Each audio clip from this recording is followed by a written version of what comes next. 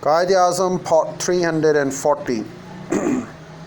Maulana Azad sat in a chair through the 2 days of this meeting in a corner of the very small room which packed us all, puffed away at his endless cigarettes, and spoke not a word. He may have been pained, commented Lohaya, but it is silly of him to try to make out as though he were the only one opposed to the partition. Not only did he keep unbrokenly silent at this meeting, he also continued in his office, a minister of partitioned India, for an entire decade and more.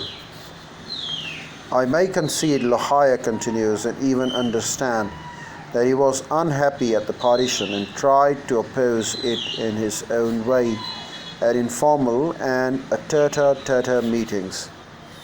But this was an opposition that did not object to the service of things opposed, a strange combination of opposition and service, in a conscience which was either greatly wise or equally elastic.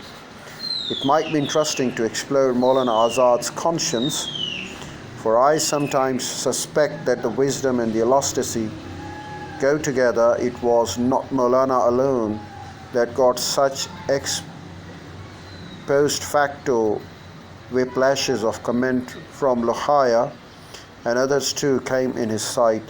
He continued next with his Congress president.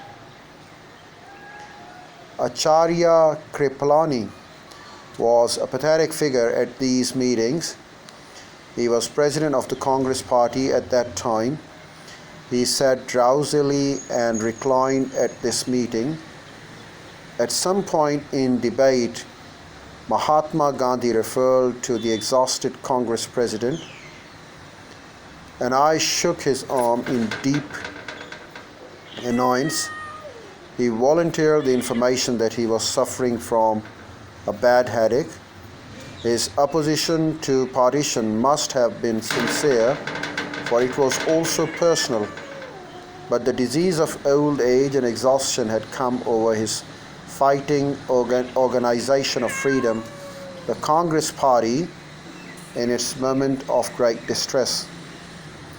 Khan Abdul Ghaffar Khan spoke a bare 2 sentences. He expressed his sorrow over the fact that his colleagues had accepted the scheme of partition.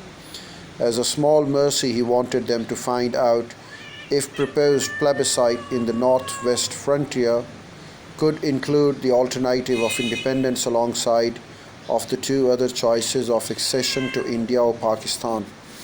He spoke not a word more at any stage, for he must have been so pained, unsparing of even his socialist colleagues. Lohaya plows relentlessly on.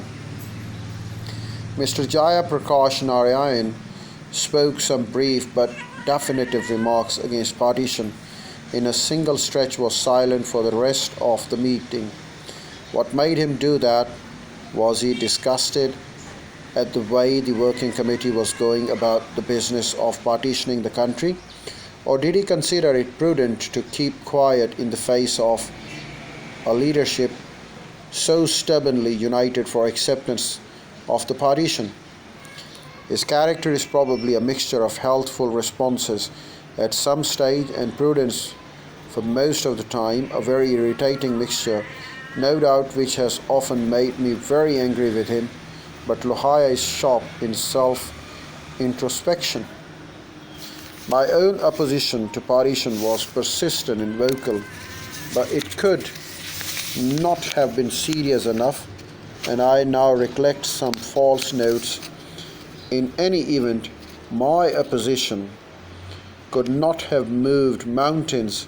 It could only have been on record as healthful opposition to a fighter for freedom, without much influence. Nevertheless, the absence of serious opposition to partition, even from a man like me, who had absolutely no selfish axes to grind, showed the depths of the weakness and fear to which our people and I, as an ordinary one among them, had fallen. I may have occasions to reveal some of the aspects of my position. What is of significance is Mahatma Gandhi's intervention at this meeting. Lohia proceeds with details of this great man's virtual parting words to a party that he had actually created, given shape, countrywide organization to, and above all infused it with spirit of freedom. He recounts, I should like especially to bring out 2 points that Gandhiji made at this meeting. He turned to Mr. Nehru and Sardar Patel in mild complaint that they had not informed him of the scheme of partition before committing themselves to it. Before Gandhiji could make out his point fully, Mr. Nehru intervened with some passion to say that he had kept him fully informed.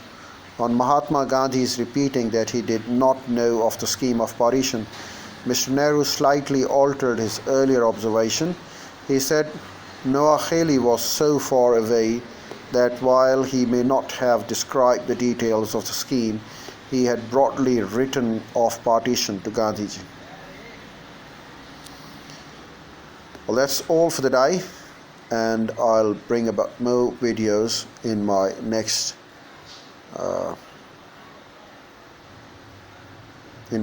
task. That's all for the day.